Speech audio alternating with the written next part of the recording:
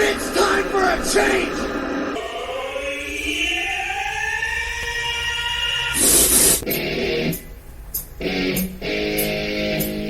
I have so much anger. I feel like I've been raped. In the face! Great stuff. At no point in your rambling were you even close to anything that could be considered a rational thought. Guess we just discovered a new element! This is the element of surprise.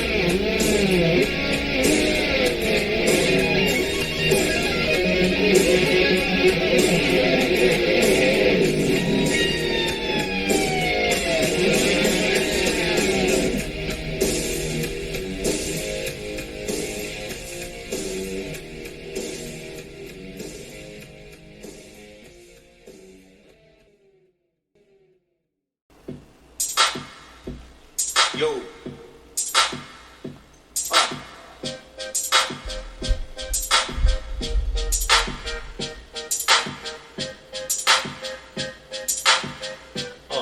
Come on. I've been so lonely, girl. I've been so sad and down. Couldn't understand why it has joked around. I wanted to be free with other creatures like me, and now I got my wish. Cause I know that I'm a gay fish. Gay fish, yo. Motherfucking gay fish. I'm a fish, yo. Going on a gay fish. It's alright, girl. Making love to the gay fish. All those lonely nights at the grocery store. In the frozen fish aisle, feeling like a whore. Cause I wasn't being true, even though everyone said that I had to make a switch. Now I know that I'm a gay fish. Gay fish, yo. Motherfucking gay fish. I'm a fish, yo. Going on a gay fish. Now where I belong, girl.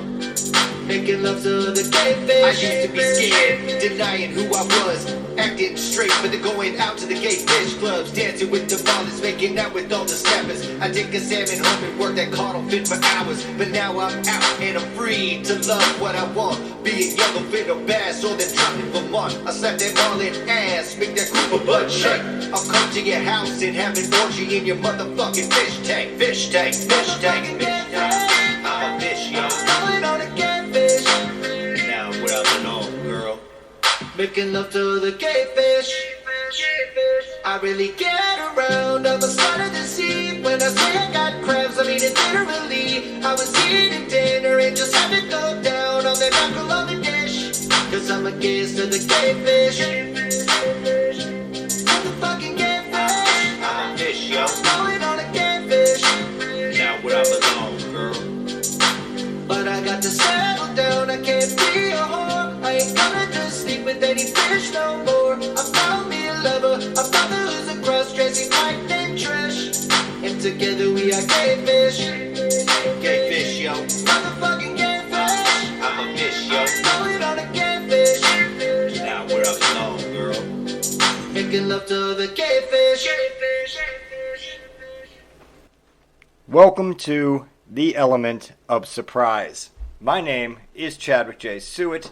This is The Element of Surprise, the mentally irregular podcast. You can find us at eosmentallyirregular.podbean.com. That's the hosting site. We're also available anywhere you can listen to podcasts, iTunes, Stitcher, CastBox, Spotify, things like that. Also check out the Facebook page, www.facebook.com/EOS Mentally Irregular. Join the EOS group, otherwise known as the EOS Army, through Facebook, where you can get in touch with me, your lovable host. And who wouldn't want to talk to me about literally fucking anything? We could talk about giraffes. We could talk about their tongues being black as the nightshade. We could talk about anything. That said, tonight we're going to do some topic roulette. But first, what we're going to do before we do the topic roulette is I've been watching a lot of Disney films lately, and so I've been watching a lot of Disney films on Disney Plus, just like the classics, and like Little Mermaid. I watched that Enchanted. That's the one where Amy Adams is the Disney princess, and then she comes into the real world, and I've been watching a lot of Disney films, to put it to you that way. And none of these Disney characters seem like they always make all these innuendos and allusions towards sex, but none of them seem to know what sex really is. So I'm going to ask you to suspend your belief for a moment and hear my words. Here's what I want everyone to do. Everyone that's listening to my voice right now, this is what I need you to do. Let's close your eyes. Unless you're driving, in which case you wait. But, sit down in a chair, close your eyes, and imagine with me. Imagine a single person, just one person, an individual person just showed up in society and just completely reinvented sex.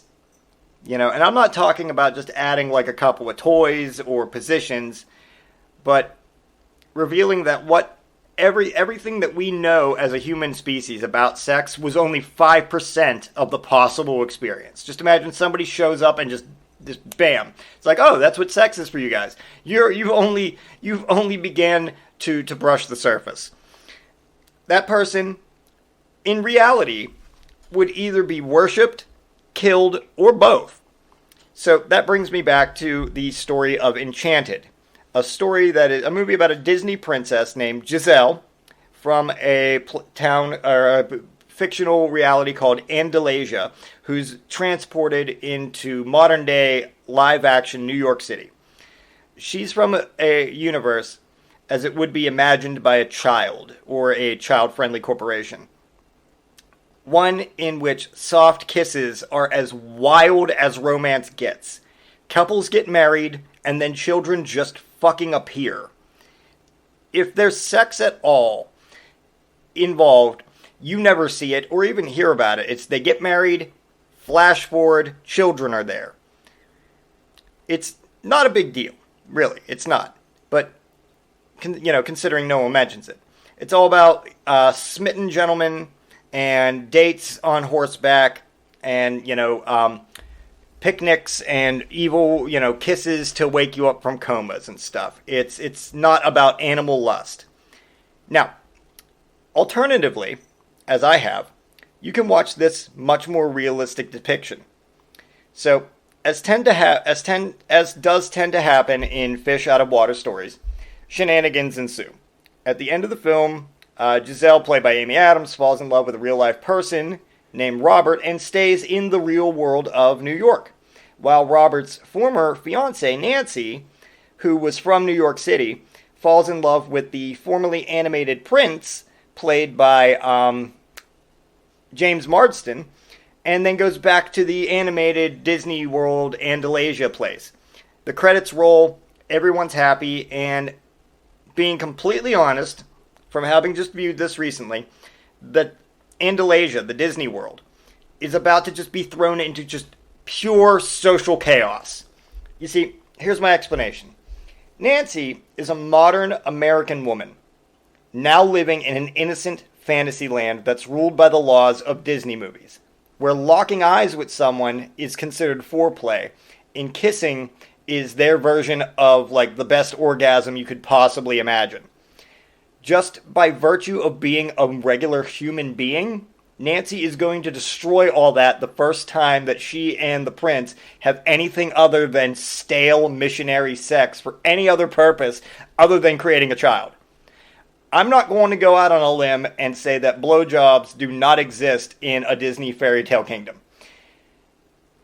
Guess what? Now that Nancy's there, they do now, along with a shitload more. And the truth is that word is going to get out. This is not the kind of thing that gets secret. They're surrounded at any given time by a herd of intelligent squirrels, deer, and birds that all can speak perfect English. The first time Nancy and her prince get the tiniest bit adventurous in the bedroom, some talking rabbit is going to see it through an open window and lose its goddamn mind. If it doesn't explode immediately in a cloud of pixie dust and glitter, it's going to run off and tell everybody it can about the confusingly erotic wrestling match that it just saw. And pretty soon, everyone in the Disney Kingdom is going to be crushing ass the same way, modern sexually liberated people in America 2022 do, and Andalasia will be completely expunged from the realm of Disney. They'll be thrown back into the real world, and no one will have a fucking idea what to do. Or more realistically, Prince Edward is going to be so terrified and confused by their first night together that he will have Nancy burned at the stake. Which, by the way, is a practice we all know actually does exist in the Disney universe, thanks to the film The Hunchback of Notre Dame. So, more on that is, let's go to the Little Mermaid. Let's take a look at the Little Mermaid, okay? So, let's go out on a limb here. Oh, my listener. Let's go out on a limb. Imagine you meet an attractive stranger, and they say they want to have sex with you. However, their version of sex means that they want to drive to a different restaurant than you are at and eat so many hash browns that they throw up in a mop bucket. That's their version of sex. You, having heard this from them, might find yourself wondering what in the hell any of that has to do with sex. This is exactly the mindset that Ariel from The Little Mermaid has. And this is exactly how she's going to feel on her wedding night. Because, let's look at it this way. Ariel's the Little Mermaid. They say explicitly in the movie she's 16. So, she has some idea about reproduction. Fish reproduction, to be precise. And the thing about fish sex is that it doesn't take two to tango, ladies and gent. In most cases, the female fish just releases their eggs and goes off to conduct the rest of their business, while the male fish comes over, ejaculates all over them, fertilizes the eggs, and then the eggs just sit there until they turn into fish. So that means, if you rewatch The Little Mermaid, the first time Prince Eric, the guy that she gives up her voice to get legs for, after they get married, the first time he's like, well, why don't we consummate our marriage? The first time he proposes anything sexual, she's understandably going to stand up on the bed, squat, and attempt to just release a bountiful clutch of eggs for her husband to garnish with his royal seed.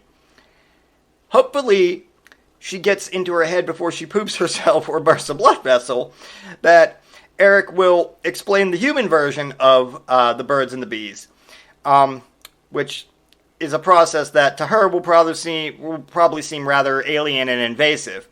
See, remember, Ariel has never seen a human penis, and will most likely look at it like she does legs. It's a novelty of dry land. It's not something that, it's just a novelty item. It'll be a long time before she's able to look at human genitalia in a sexual context. If she's ever able to at all, for that matter. I mean, could you force yourself to get turned on by fish genitals, listeners? Charles? Nope. See? You can't look at fish genitals and be like, yeah, that's it. That's what I'm looking for. Hence why I played gay fish at the beginning of this song, or at the beginning of this episode. So, my point being is that she's not going to look at a penis and have any sexual interest whatsoever. Because, to her, it's just, it's a novelty of dry land. It's not how sex works for merfolk. They do it the fish way because they've got fish bottoms. So, that said, I just felt like that was something I wanted to share with my listener base.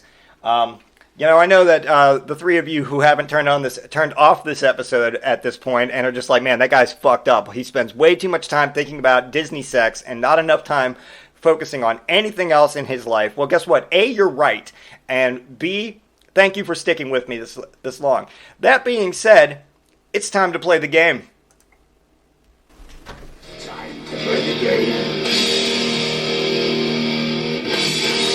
Time to play the game!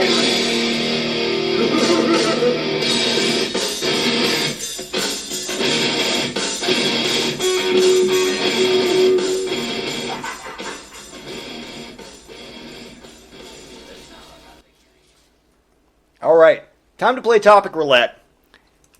I asked you guys all to give me your topics. You did not disappoint. I want to give a special shout out specifically to Ryan McCormick, the host of A Fireside Chat, Leaf Hustleby, Bill Sines, Billy Hibbert. You guys gave me some fucking excellent shit. Thank you guys. That said, let's give the wheel its first spin here in a moment. We're going to just get it all set up there, and there we go. All right, ready to spin the wheel. And spit. Ooh, what are we going to get? Mother Nature, right off the bat. Mother Nature. This was a topic given to me by Ryan McCormick. Mother Nature. Okay, Mother Nature. Mother Nature is... Mother Nature is... How can I put this? She is... Usually, Mother Nature is very, very, methodical. Spring, summer, winter, or fall, then winter. In that order. Springtime... Things come back to life. Summertime, things get hot. Fall, things start dying. Winter, things get cold. The past few years, Mother Nature has been a meth head who's just looking to get her next fix. Mother Nature has been, hey, you know what? I just smoked like 8 crack rocks, and I got a shovel, and I think I'm going to make it snow. And people were like, Mother Nature, calm down. It's the middle of June. You can't do that. And she's like, I can do whatever I want. I'm Mother Nature. Oh, check this out. Ice storm in fucking the Sahara Desert. And people were like, whoa, Mother Nature, calm yourself. Do we need to have an intervention? Mother Nature's like, I'm not even paying attention to you anymore. Wait, you guys want to hit this? You guys want to hit this crack pipe with me? Really? Come on. We'll hit it. Hey, guys, let's smoke all of this crack. And then we can just throw a hurricane at someone. Just literally, we'll just throw a hurricane at any one person. And the world's just been like, no, we're good. You do you. Thanks a lot, Mother Nature. But that's who she's been lately. Like, Mother Nature nowadays, if I could, describe Mother Nature as an actual human being, she'd be a homeless person who lives in a bucket out in the woods. And every once in a while, she shambles out of the woods to drop her pants and piss on a public playground, and then harass the children's parents, children's dads of the children there, to see if they want to get it on in the backseat of a van that she found out in the woods, like a dilapidated van. That's who Mother Nature's turned into. She used to be like this kindly, caring, grandmother figure who, you go over to her house and she'd make you pancakes and waffles and stuff, and then slip you $10 that you don't need, just that way you could get gas because you came to visit. Very kindly, very nice. Now Mother Nature is just the worst case scenario crack addict who's just out there hanging out by a Dollar General, asking everybody that either goes in or out if she can bum a light.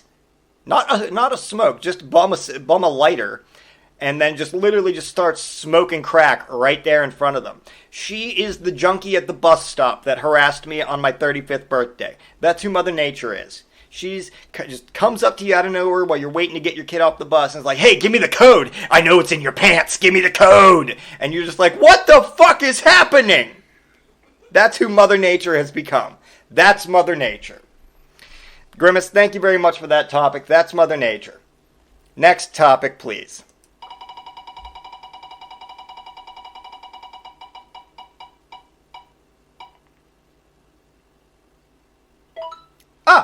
Things Pap says when he drinks his nighttime juice. Okay.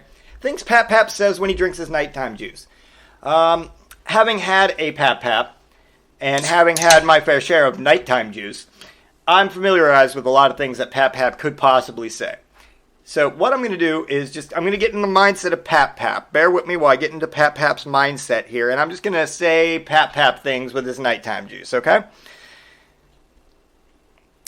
Hey guys, why don't you come sit on Pappy's lap? Sit on Pappy's lap. Did I ever tell you guys about when your grandma and me had your mother? Not when she was born. Did I ever tell you, come here, Joey, sit on my lap. Did Pap ever tell you about whenever he used to work on the sheep farm? He didn't work there long because your grandmother didn't like him spending all the time with the sheep. Hey, Susie, did Pap come see Pap? Did Pap ever tell you about the time that he used to sail a sailboat? You want to see Pap's sailboat? I have most of it in the basement. Come on, let's go down to the basement and look at my sailboat together. Hey, Billy, Pap Pap's here. Do you want to come over to Pap Pap's house? Since your grandma died, Pap Pap's been real lonely, and I could use some company. I could teach you how to fish, and I could teach you how to light your farts on fire. Come hang out with Pap Pap. Honestly, that wasn't as funny as I thought it was going to be. Moving on, next topic.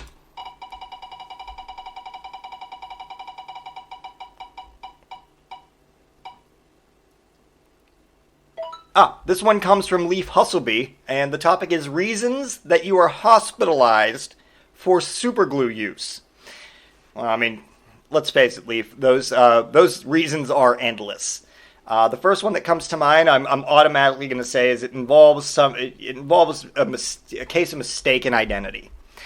You have the super glue because you had to fix your lamp because your night terrors knocked your lamp over the other night and shattered it. So you have the super glue on your nightstand from having fixed your lamp. You also have your lubricant there. Maybe you and your girl are getting it on.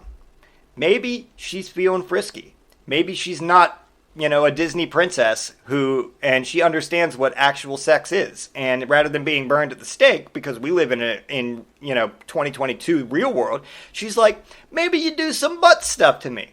It's dark. You don't know what you're doing. You reach over, you grab a tube, you squirt it all over some stuff, and you put your thumb in there. Uh-oh. That wasn't your lubricant. That was your super glue.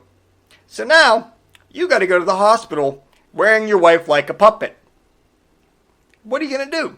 How are you going to explain that one to the doctor? What seems to have happened here, Mr. Hustleby? Well, we were doing butt stuff, and I grabbed super glue by mistake. And then your girlfriend will go to say something, and he'll go, "You're quite the ventriloquist, sir."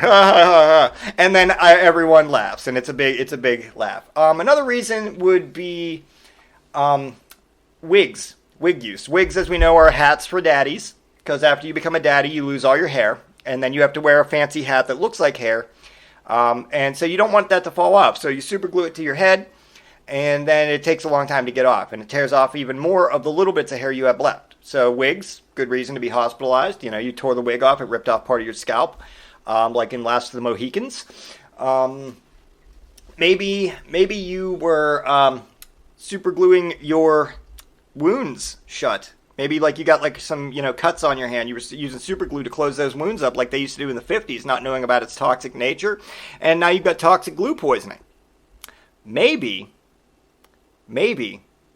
you filled a condom with super glue on purpose and then put that condom on over your penis, and now the super glue has gotten into the little hole at the end of your penis where you pee and ejaculate from. And guess what? Uh-oh. The super glue has now sealed it shut. You got to go to the hospital. First off, they're going to have to burn that condom straight off. You can't just pry it off. Little pieces of rubber and plastic are going to get stuck to your skin. We don't want that, so you got to just burn that off. Then, hopefully the heat from the fire on the condom will melt the super glue enough that they can pry open your little dick hole. I don't know. Ladies, same scenario, only with a, I don't know what that thing's called.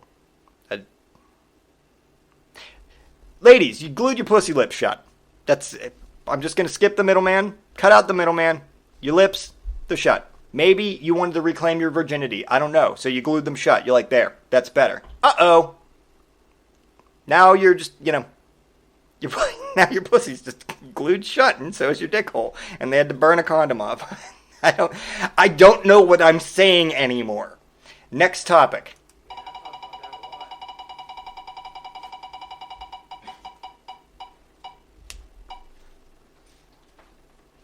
Topic. Can you just take the birds from the zoo home with you? My answer to this is yes. Anytime you're at the zoo, I automatically consider paying your entry fee to go into the zoo as paying for any one or more animals that you can fit with you and smuggle out undetected. So if you go to the zoo and you see like a bird, there's a peacock there or something, maybe a flamingo, maybe there's just a random pelican. Yeah, exactly. See the peacock coming home. And you can smuggle that peacock out for you. You paid the admission in there. You paid for that bird. that bird can come home with you. You can just take that bird as you see fit. So yes, the answer to this question and the answer to this topic is yeah, you could just take the birds from the zoo home with you. No one can stop you. You paid admission. You've got a ticket that says, I came here to see these animals. I'm taking one. And, to my knowledge, that'll hold up in court. Next topic.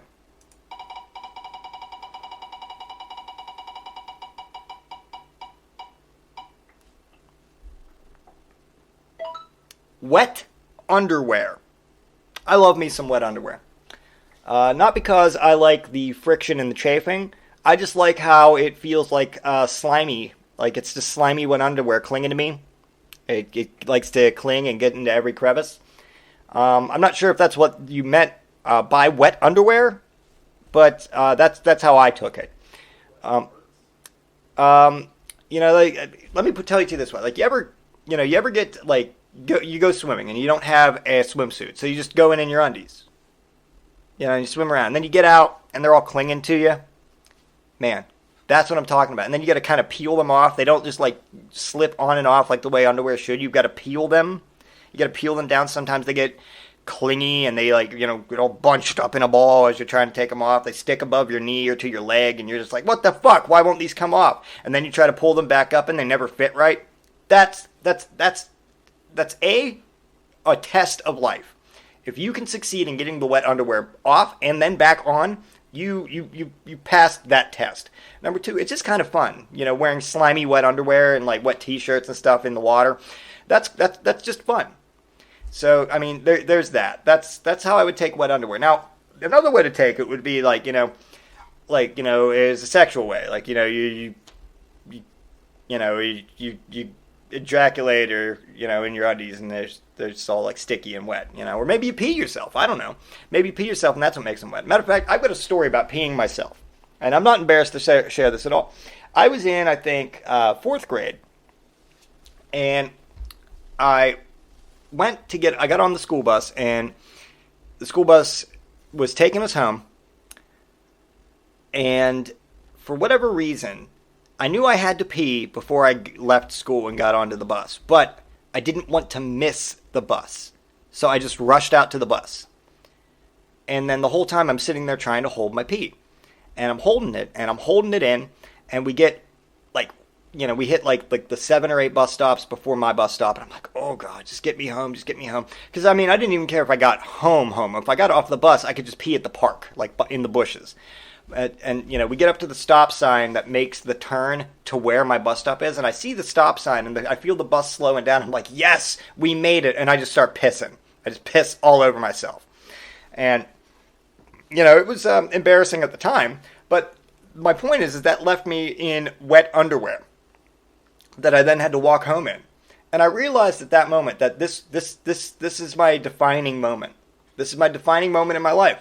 I'm not ashamed. I can walk home in these wet, piss-covered underwear. And I'll tell you what, I wore them the rest of the night that way. Just my, pee-covered pants and undies and part of my shirt that I had tucked in.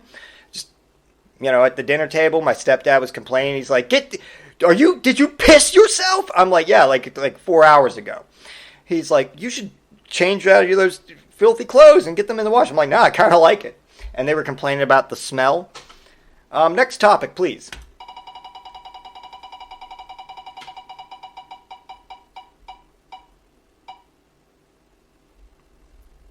Coins.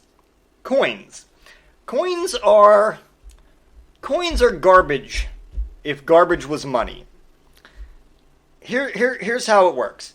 So you have money, and someone says, hey, we've got all this money, we've got it racked up in, these set out increments, it's all even, $1, $5, $10, $20, $100, and you're like, cool.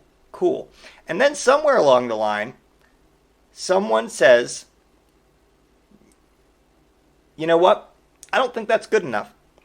Well, I don't know. I like having my money, and I like that if something costs $26, I could take a $20, a $5, and a $1 and make the $26. They're like, yeah, I know that. I'm going to make it $25.97. And they're like, what the fuck is that? He's like, oh, I made these. And he just pulls out flecks of metal faces stamped on them and numbers. And he's like, these are also money. Oh, how much are these worth? Well, if you get, let's just for the sake of argument, it's pennies. He's like, if you get 100 of these, yeah, it equals one of these. And it's like, well, that's just $1. It's the smallest one. It's like, yeah, if you get 100 of these, it's one of those. It's like, that's stupid. That's so stupid. Yeah, there's more. We got nickels. What are nickels? Nickels are 5 of these pennies. It's like, you're just doing dollars all over again. But now it's just these jangly fucking heavy metal chunks that you got to carry around with you. Coins are garbage if garbage was money. Fuck coins. And anybody that has a coin collection, you can throw it out. It's worthless. Fuck your coins. Next topic.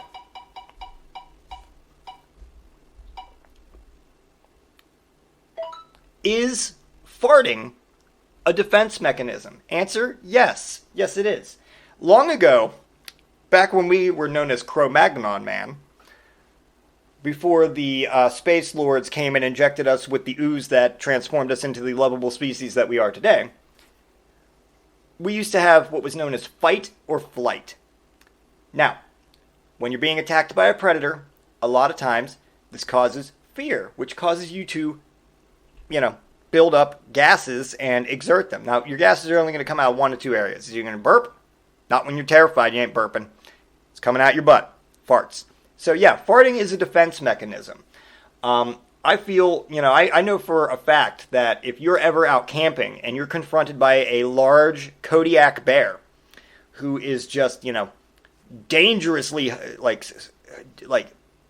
dangerously hungry, maybe injured, fearful of human beings, vengeful, like a man-eating bear, like the one Anthony Hopkins had to fight in that movie. If you're confronted by that bear, you blow a hot fart, that bear's going to know that you are in the defensive mode. It's going to back off. It's going to start looking for its own defense mechanisms.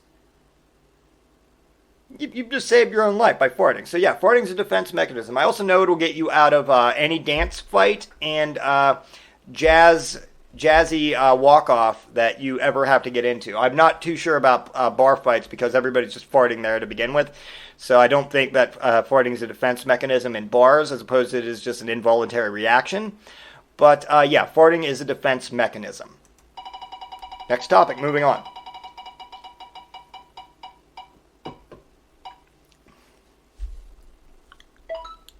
This topic is a question. Should there be more jousting? Like, I'm assuming jousting is like old-timey two guys on top of a horse with the long sword running at each other until someone gets knocked off their horse. Yeah, I'm down for that. There should be a lot more jousting.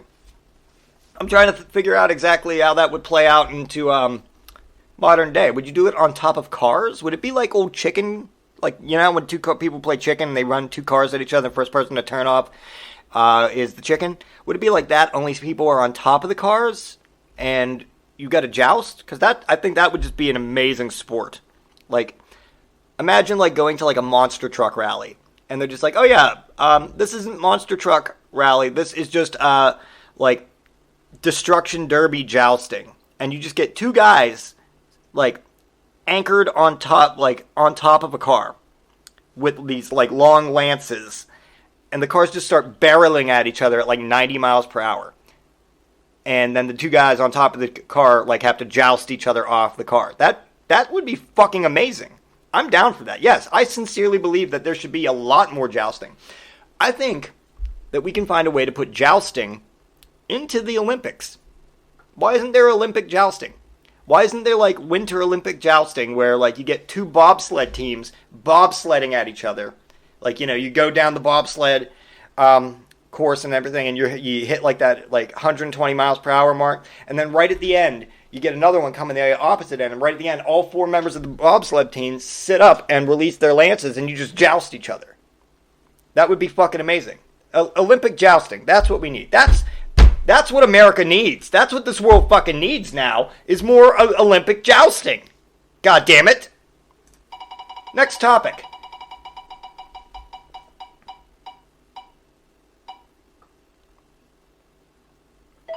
This one is also a question. Should I open a checking account for my horse?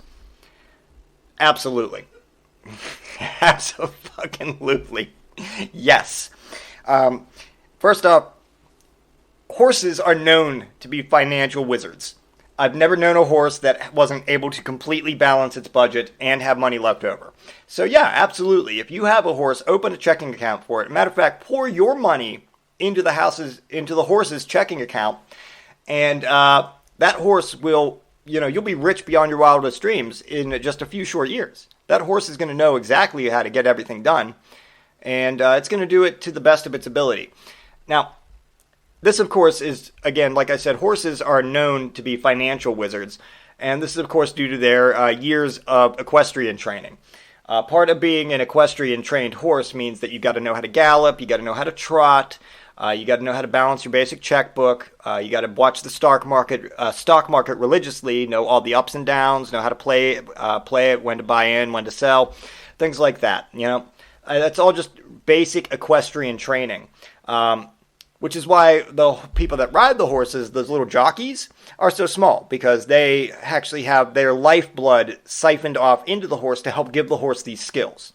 That's just basic equestrian knowledge. I think anybody that knows anything about horses knows that. But yeah, absolutely open a checking account for your horse. Do not open a savings account for the horse.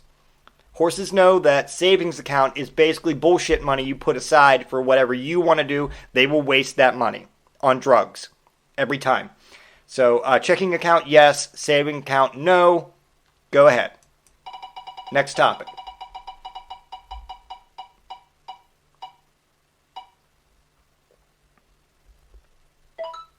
Why does Flo from the Progressive commercials remind me of my annoying cousin? I don't know, but I get it. She reminds me of my cousins. I think I watch the Progressive commercials with Flo, and I say to myself, God, I fucking hate her. And that's like being around your family once a year for like Christmas or Thanksgiving. And there's always that one cousin or aunt or relative that shows up. And they're just, they're just got to have the spotlight. They're just the star of their own little show. And, they just make sure that everybody is listening to them. And when they're not, like, hey, listen to me. And that's Flo, because that's the way she always is. Like, she's just rolling up on people. Like, somebody's outside mowing their lawn and a branch falls off a tree. And it smashes the windshield of their car. Yeah, that sucks. That genuinely sucks for that person. Flo just shows up fucking out of nowhere. She's like, hey, maybe this wouldn't have happened if you had Progressive. Or if you do have Progressive, we can fix this for you, no problem. Who the fuck are you and why are you on my property? I'm going to call the cops. But nobody ever does. Nobody ever calls the cops. They all react like, all right, thanks, Flo, like you would with a relative. So I completely get that. Flo is kind of like the annoying cousin that shows up in your family that you just really don't want to deal with, but you do for the social niceties because it's better than having your dad and her dad fist fight each other while they're drunk outside on the balcony. Which may or may not be something I've physically seen two of my uncles do in my lifetime. Totally is. Next topic.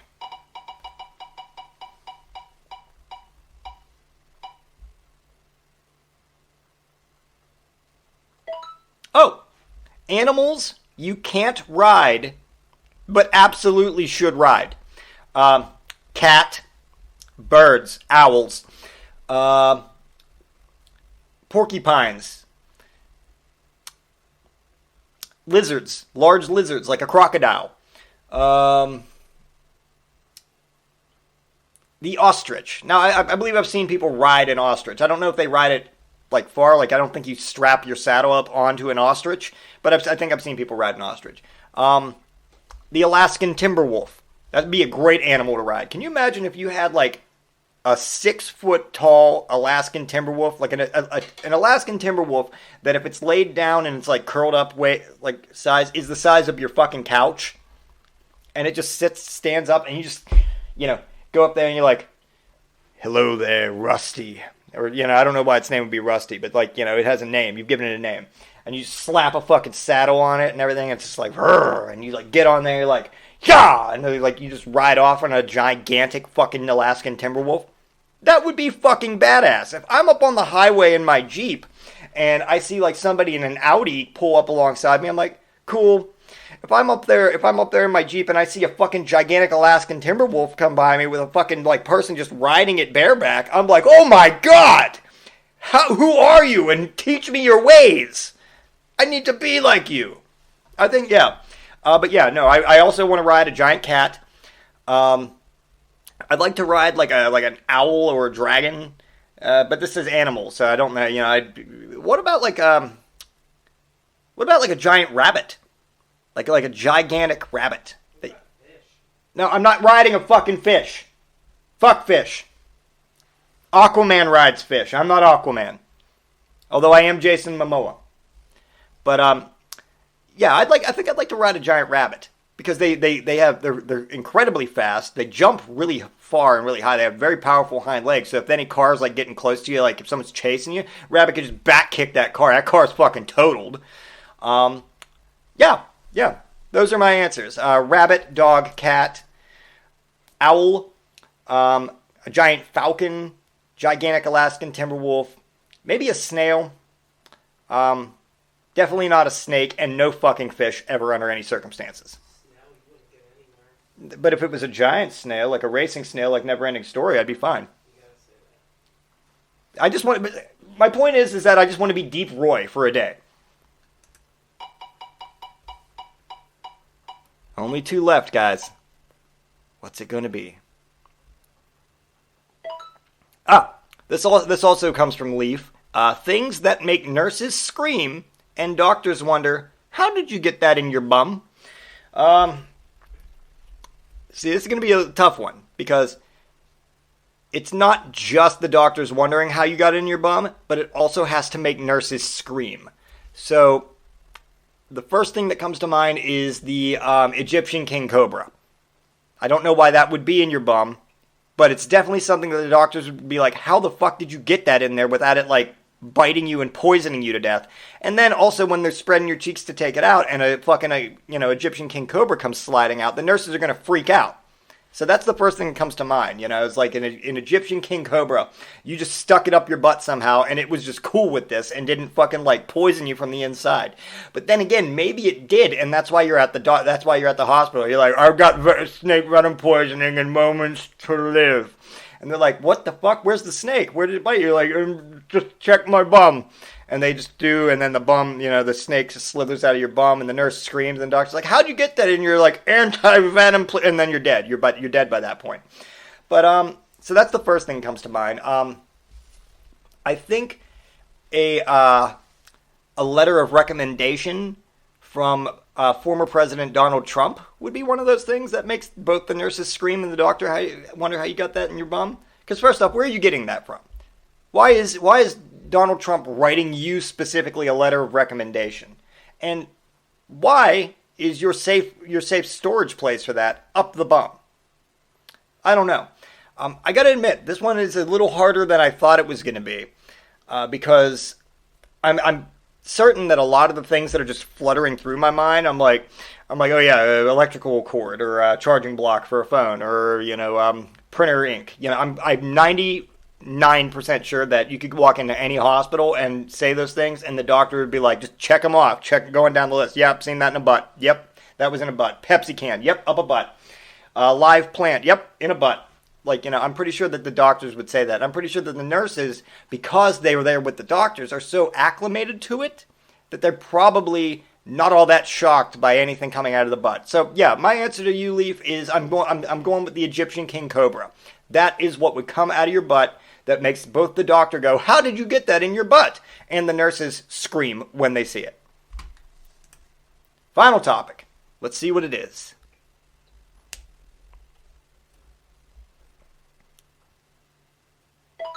What is in your refrigerator? Well, let's take a journey. Let's take a journey and find out, shall we? We're going to take the refrigerator journey right now. And I'm going to shout back to you guys what's in my refrigerator. I've got Pepsi. I've got Ortega flour tortillas for tacos. I have a dozen eggs. Bread from Pepperidge Farm, 7-grain light style. I have string cheese. I have pears. I have 2 apples. I have Drumstick Nestle Coffee Mate Coffee Creamer. I have Peppermint Mocha Nestle Coffee Mate Coffee Creamer. I have Lando Lakes Farmers Owned Light Butter with Canola Oil. I have 2 Gatorade Zeros. I have water. I have milk. I have the remnants of a bottle of wine. I have vegetables. I have some fruits. I have Captain Morgan's Spiced Apple Rum. I have apple cider. I have a slew of condiments. And that's it. That's what's in my refrigerator. That's the answer. That is what is in my refrigerator. I like that topic. What's in your refrigerator, listeners? What do you guys have in your fridge? Let me know. Join the EOS Army and just post pictures of what's in your fridge. And the one I like best will be the winner. I don't know. I guess this is a contest now. That said, you can, arrange it however you want. If you want to hey, I've got a severed head in my fridge. Okay, put a severed head in there. I don't give a shit. Yeah, but the one I like best will win something. And you'll get a shout out in a future episode. All right. So that has been Topic Roulette. Let me see if there's anything else I want to discuss with you guys before I leave you tonight. So let's see. Let me see. Is there anything else? Is there anything else to do? Oh, anything else I want to talk about?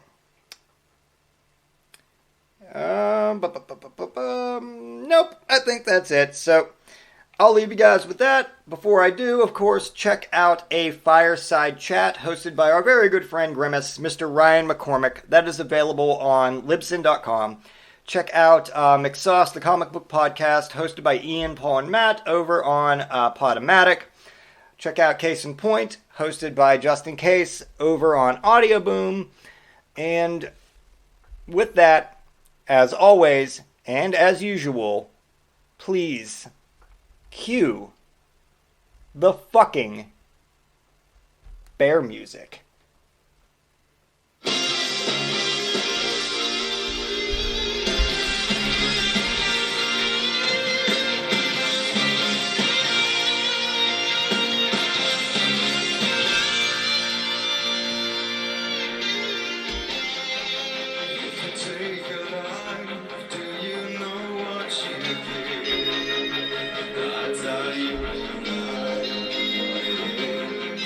When the storm